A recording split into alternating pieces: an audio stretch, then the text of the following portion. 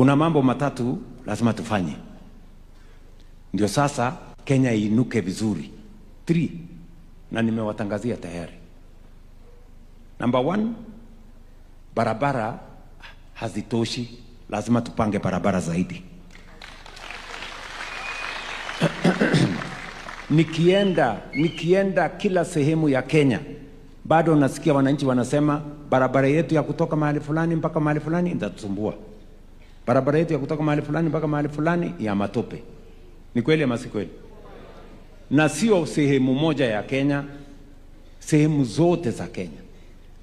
Ile barabara, sikizeni watu wa Kirinyaga, ile barabara tumejenga kwa miaka 60 ya lami ni barabara kilomita 20,000. 20,000. Tujipigie makofi. Lakini barabara imejengwa na nchi zingine. Kwa mfano Japan wamejenga barabara in 60 years kilomita 1,000,000.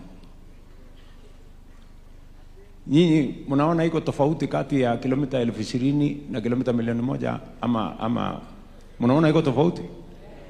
Ni kidogo. Si ni kubwa sana? Wamejenga kilomita 1,000,000. Sisi tumejenga kilomita 20,000. Si mnaona iko kasoro hapo? So mimi nimesema kwa miaka 7 ijayo tunataka kujenga kilomita 28,000.